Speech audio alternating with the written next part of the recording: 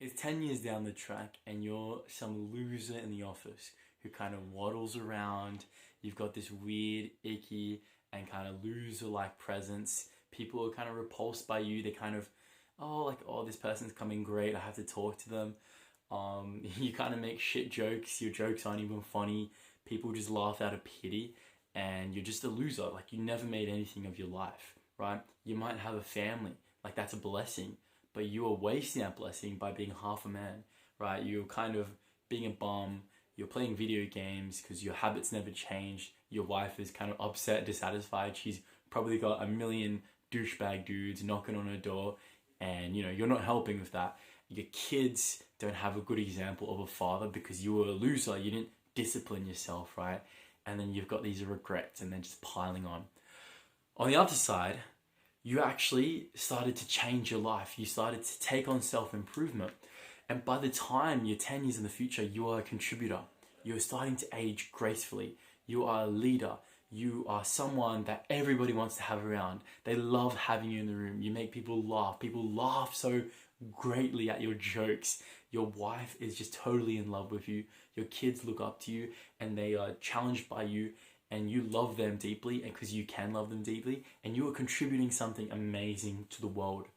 Like, boys, I remember when I was on this floor, like the floor that I am looking at right now, and I was lying down in my underwear in a starfish shaped position. I absolutely felt hopeless about my life. Like, I felt like I would never amount to anything. I felt like I could never get anything done. And I felt like I could never actually get past my limits, right? And then I made my very first podcast episode. And I remember I read something from this book called The Way of the Superior Man. And it really just blew my mind and changed my mind forever. Men who live significant lives are men who never waited, not for money, security, or women, but they felt what they most wanted to give to the world and to their woman, and they did what they can to give that today, right? I read that, and what I realized is that the reason why I was a loser, the reason why we have losers in the world, is because they have not transitioned from their selfishness to leadership, to actually being a giver, to being someone who's actually going to contribute to the world and give their gift, open up their heart, be courageous, be vulnerable, put themselves out there and try something new and be open to improvement and do this art.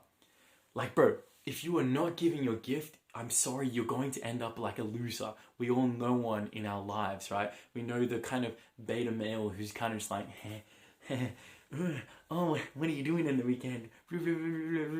Like, it's not about asking what you're doing on the weekend. There's nothing wrong with that. But it's the energy behind it. It's like, is there any substance to your life? Is there something beyond just your menial everyday life? Are you reaching for a spiritual ideal? Are you bringing other young men or other men along with you? Are you being the best man you can be for your wife and for your children? Are you improving yourself? Are you listening to the mission that God gave you, and are you executing on it? Or are you being a little bitch boy? Are you sucking on the teat of society, right? Because if you're kind of there, then you're stuffed. There's nothing I can do with you. Nothing anyone can do for you. Now, I'm not saying if you've had the desire to change that this is, that's the problem, like you can't change. No, if you had the desire to change, if you're open, honest, humble, and willing, I promise you, you will change. It will change. But if you are someone who just doesn't want to change, who wants to live their life like a loser, then you're going to get burnt. You're going to end up in that situation. And I want to bring you to something beyond what you ever thought possible, because you are the hero. You are the people they read about in the history books. The greatness within them was the greatness within you.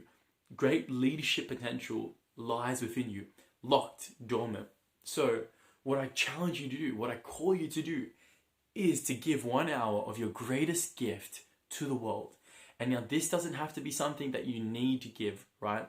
It is something that you feel that you want to give.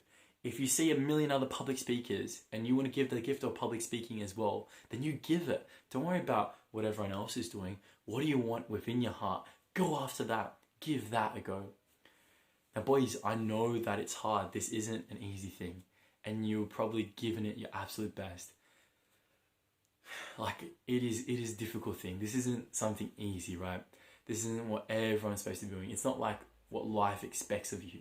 You know, life expects nothing of you, right?